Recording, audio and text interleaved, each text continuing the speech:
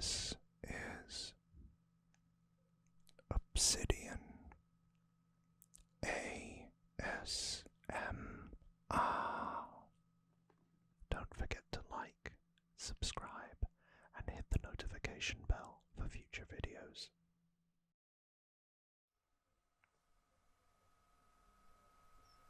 Hey, everyone. Welcome back to another Obsidian ASMR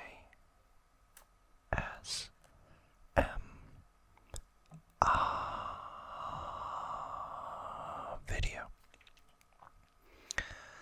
And today we will be talking about Haleen, Quinzel, or Harley Quinn.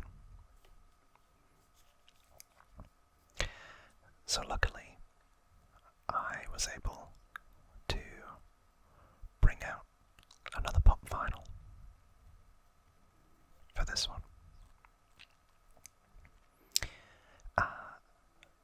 As you can probably tell, I do like a pop vinyl. But Haleen Quinzel.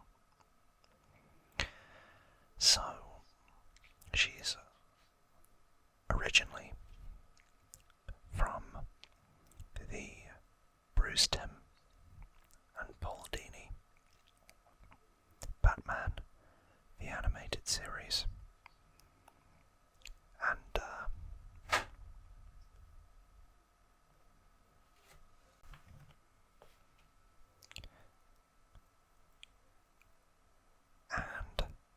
I wanted to dedicate this to the late, great Haleen Sorkin, who was the original voice actress of Harley Quinn in the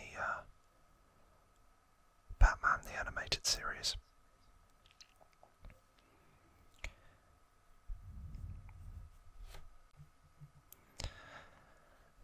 So what you probably didn't know was she was a character created specifically for the episode Joker's Favour, as a animated equivalent of a walk-on role. And by that I mean she was only really intended to be a one-off character. Only one episode. That's it. And the reason for that was thematically, I guess, or for the script, I should say. Paul Dini wanted a foil for the Joker in order to emphasize or showcase his traits as a supervillain. So those being, scary, but also quite camp and tongue-in-cheek and funny, but most of all, inherently egotistical. So, quite like last time, where we said Mr. Freeze was recreated by Paul Dini, you can see how big of an effect that TV show has had on the Batman universe.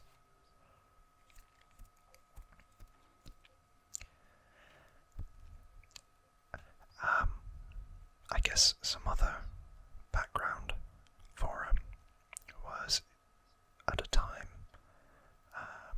Dini was thinking about the 1960s live-action TV series with Burt Ward and Adam West and Cesar Romero playing the Joker. And he had some henchwomen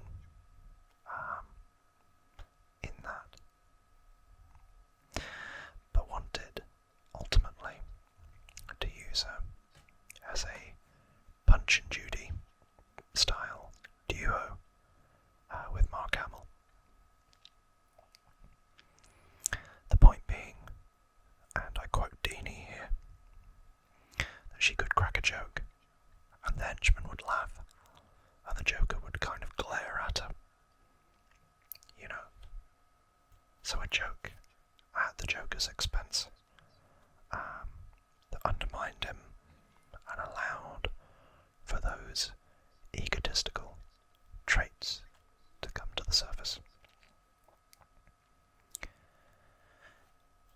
And then basically he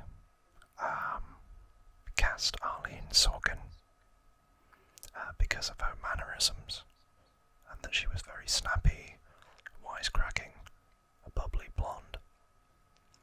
And Sorkin gave her this inimitable New York accent, whilst also putting on her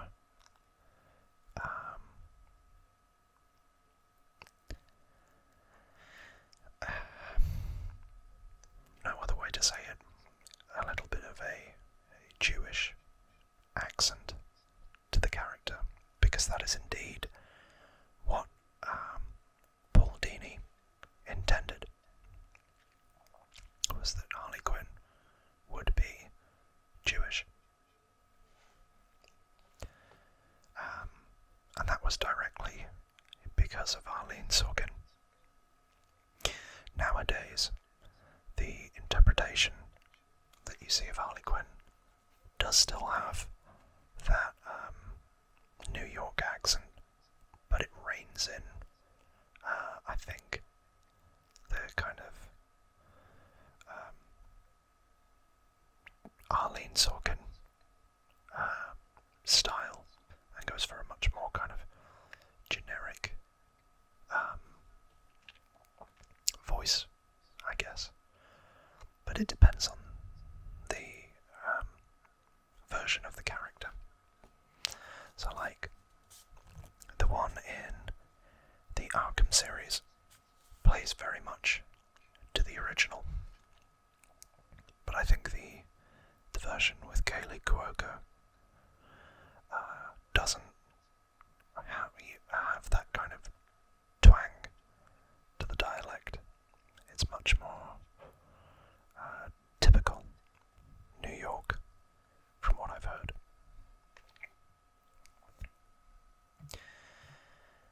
So,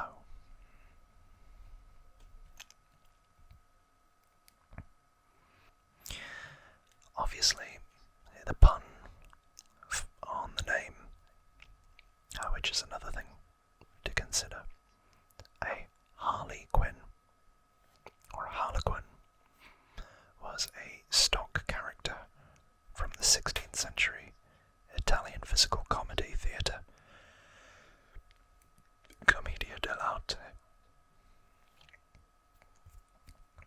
So that's the pun there. But effectively, she became so popular, and I mean so popular, that they automatically brought her back. And that, in itself, is a testament to the character.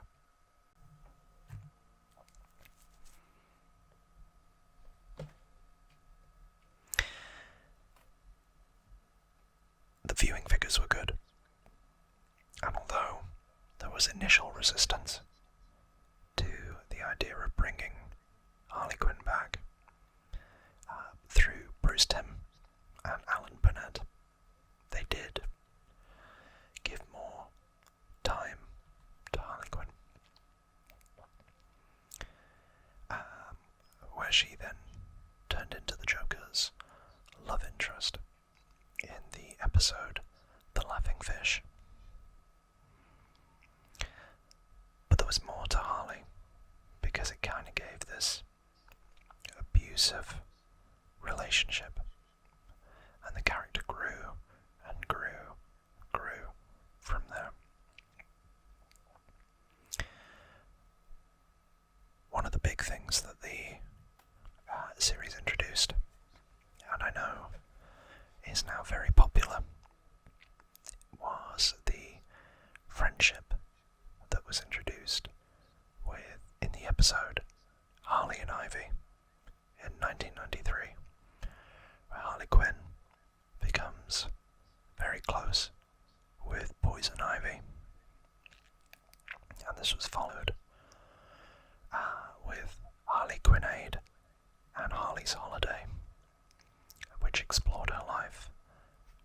Joker, making her a character or a supervillain in her own right. Furthermore,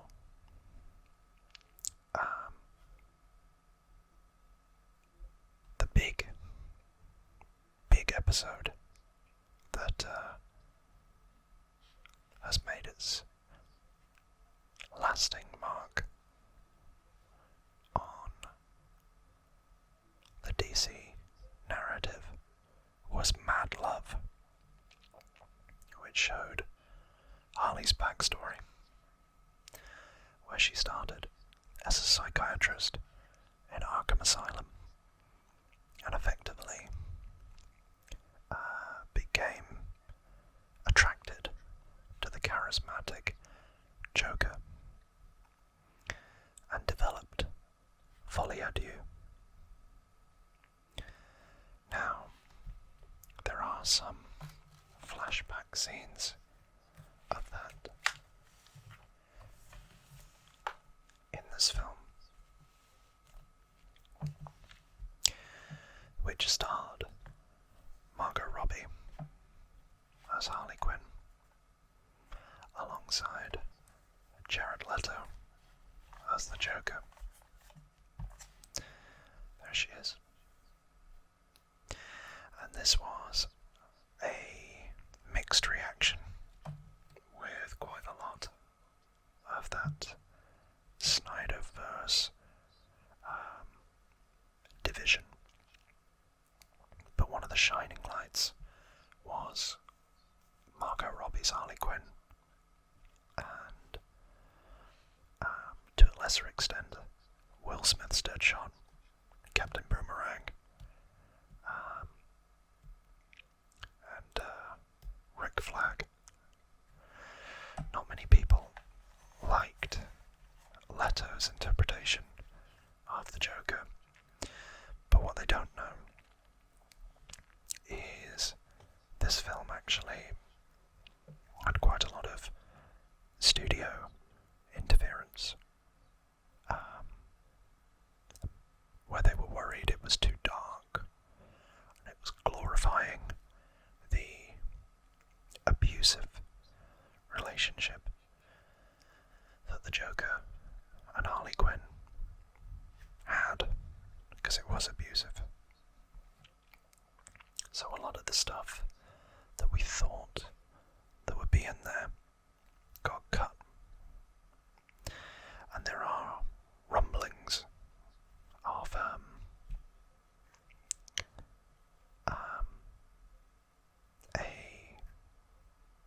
different version of the film, a different cut from the director, and I forget what his name is.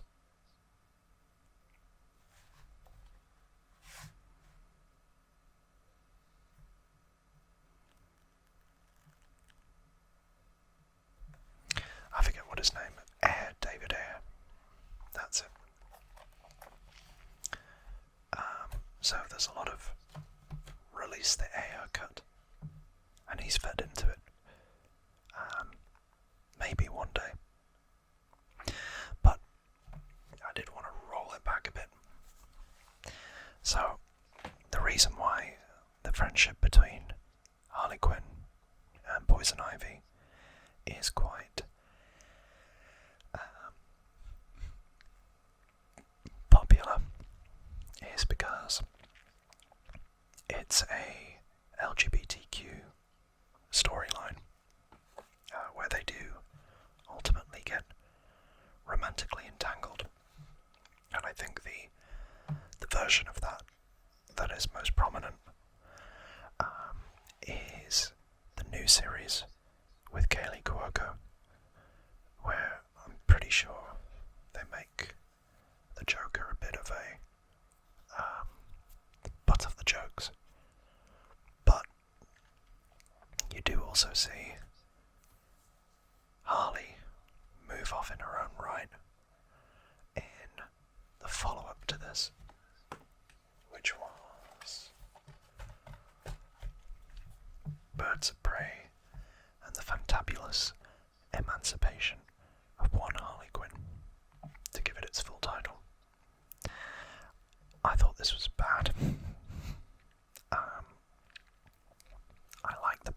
Harley Quinn.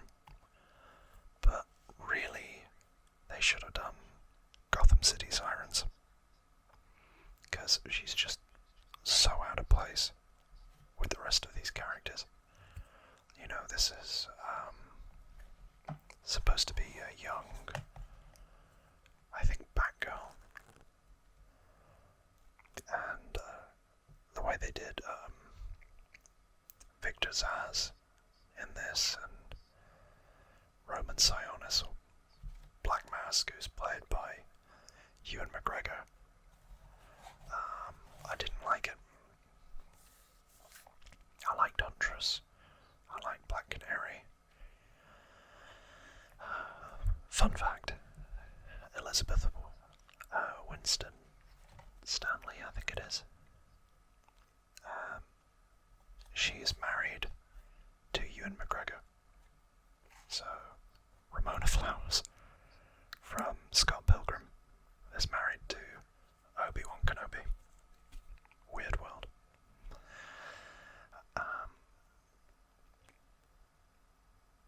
Yeah, so this is Cassandra Cain, who does become Batgirl in the comics. It was just weird. It played very fast and loose with the source material, and I didn't like it as much as I wanted to. But Margot Robbie, big plus.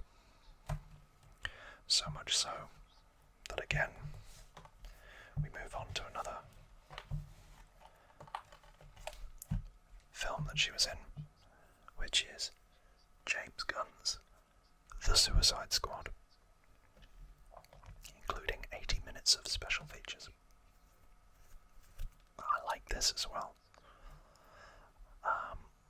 Again, Harley's kind of finding a way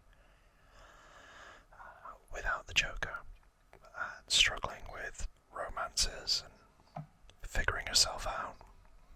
And she's good in this. But I feel like the characters that steal the show are Peacemaker, Bloodsport, Ratcatcher 2, and Polka Dot Man. To be honest, everybody on that cover. I like this a lot more. Although, I think both of these are good. And the extended cut makes this far more watchable than the one that was released in cinemas. Don't want to get too into the Suicide Squad here, but Harley Quinn has been a theme. She does seem to, in media at least, be the forefront of like ensemble storylines. So again, you've got Harley Quinn, Deadshot, Captain Boomerang, I think, King Shark, Killer Frost, Black Spider. So she is a very active member of the Suicide Squad. But I think she could be explored in different ways. You know, like Mad Love. That was quite interesting from a psychological standpoint. And the reason I bring that back is because Todd Phillips, who directed Joker with Joaquin Phoenix, is currently filming a sequel, Joker Folie à Deux, loosely based on the Mad Love storyline. But instead of Margot Robbie, he has cast Lady Gaga to play Harley Quinn, which I think is a good choice. And here's another little funny bit. So, Margot Robbie had the choice of Birds of Prey or Gotham City Sirens.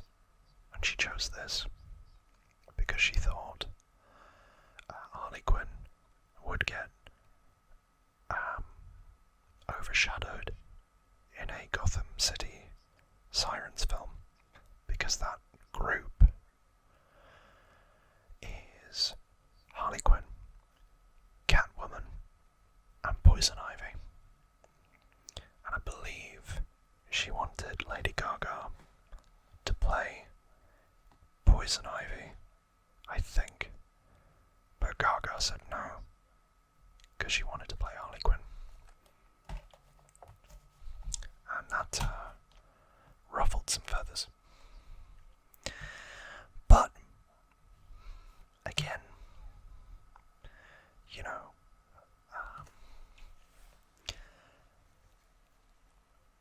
Harley Quinn, I think, does best when she is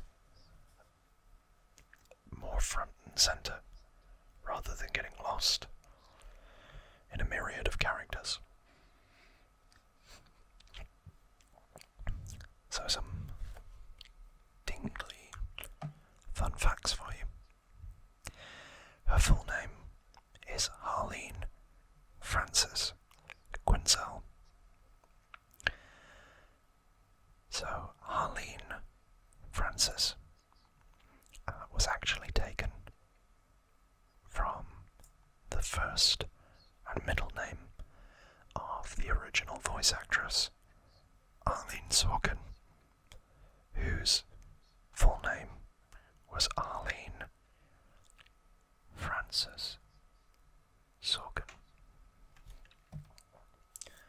Whilst the Quinzel came from one of Paul Dini's former Emerson College instructors, who was named Quinzel.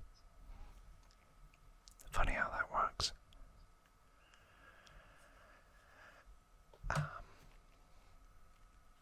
She has since started her own ongoing series, which originally in the comics was in 2002, I think. But there have been two other series since. Originally in the New 52, but the one that I've been looking after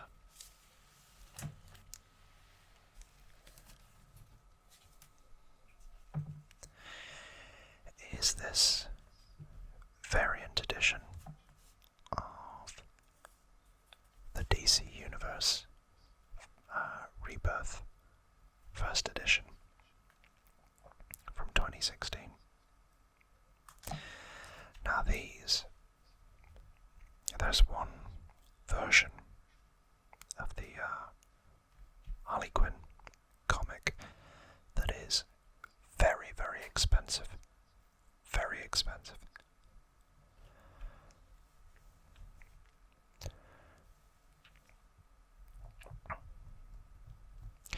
But I don't have the money for that.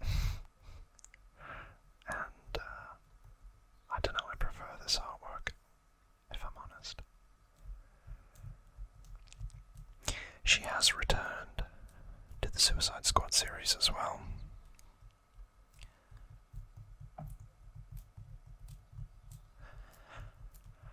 And I'm glad to say the Infinite Frontier reboot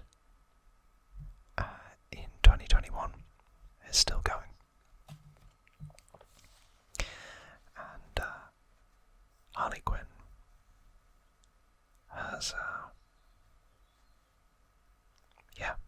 gone from strength to strength. And it's interesting how the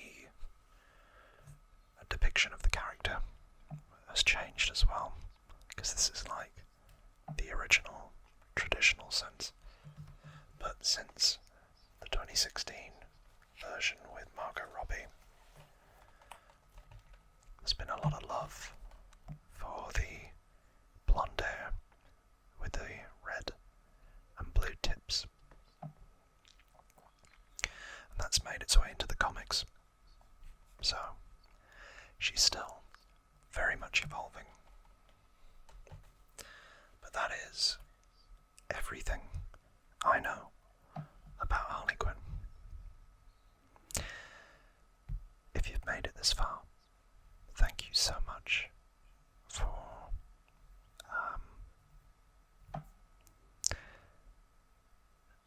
taking the time to be here on the channel. We've passed 500 subscribers, and this month has been ridiculously good by my standards, and I'm taking every opportunity to say thank you, because it does mean the world. I have got a friend returning to help with some other videos that should be coming out this week, and I have read your comments, as always, and I know that there have been certain recommendations or requests for this series that will be coming in the future, whether that be Clayface or Man-Bat or Penguin, Catwoman. If you ask, I will do it. With all that being said, thank you so much for stopping by, and as always, take care of yourselves and each other.